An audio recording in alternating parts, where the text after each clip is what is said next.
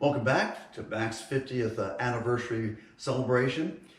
The lighthouse was such a great success for Mac that the state of New Jersey asked us if we would consider taking another tower on in the same vicinity, and that's the fire control tower that you see here, which I have to admit I was not particularly excited about. Something about World War II bunker mentality, architecture, dark gray, heavy, cold, cruel looking, is not a nice comparison in my mind for beautifully painted gingerbread houses and mansions like the Physick Estate.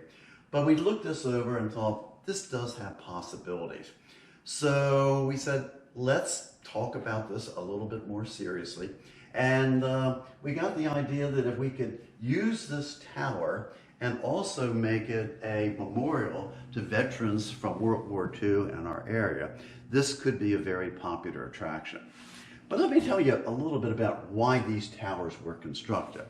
If you've explored the Delaware shoreline and some of Cape May, you'll see quite a few of these. One of them is in the Grand Hotel on the beachfront. Another one is in North Wildwood, and quite a few on the Delaware shoreline where the shipping lines came closest to the Delaware. Combined with these were gun emplacements, including the largest gun in the area at Fort Miles in Delaware. Now, people were stationed in the top of these towers, and if they spotted what might be an enemy ship coming into our waters, they would use triangulation to pinpoint the ship. So from this tower getting one bearing, and from a tower in Delaware getting another bearing, they could determine the speed, the direction an enemy ship would be heading, and then direct fire from the guns on the shore onto that. Now, as you probably well know, we never had enemy ships approaching our coast. We certainly had enemy submarines. So this was probably fairly light duty for the soldiers stationed at these.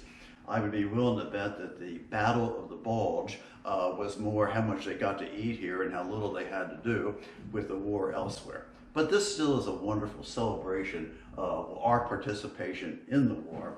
So let me just move you over here and talk about our Wall of Honor that we use to recognize people from this area that served in the war, and also pictures of them today, those that were still alive. Of course, as you are aware, we are losing a lot of these individuals as time goes on. But the memorial has been extremely popular, and we ended up doing a eternal flame there to recognize all veterans involved.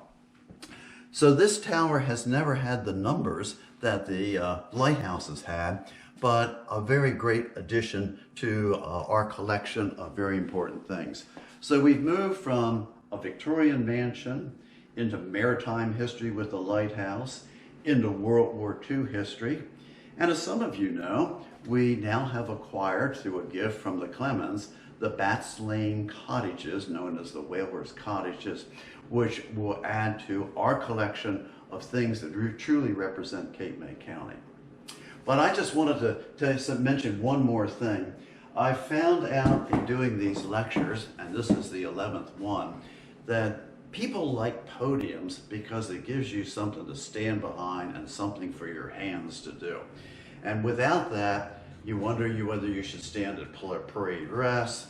You don't want to stand in a cross-looking position like this. And I think that's one of the popularities why canes became available. A cane could rest both hands. It could give you a casual look. It could be used to point things out. And I brought a particular cane along with me because since I'm talking about a military operation, here's a cane that is actually a gun cane where the shell goes in here and the trigger is up here and the bullet comes out of there. I've often been asked, have you ever tried to shoot it? And I say, I think it would blow up if I did. But I have to admit, I bought this in a flea market in England and added it to my cane collection. And since it was a gun and I was flying back to the United States, I was a little bit worried about how to travel.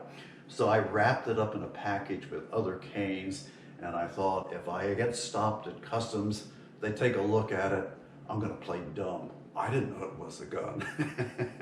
Canes were used for all kinds of things. So you had flashlights, umbrellas, flasks, compasses, and it's been a very fun thing to collect. And sometimes when our house is on tour, I get all my canes out, and it's a fun thing to show. Well, next week we're going to move on to some other topics. We're going to talk more about activities that Mac's done over the years and the many things that we use to entertain our public. So, enjoy the oncoming summer season, and I'll look forward to a new topic next week. Thank you.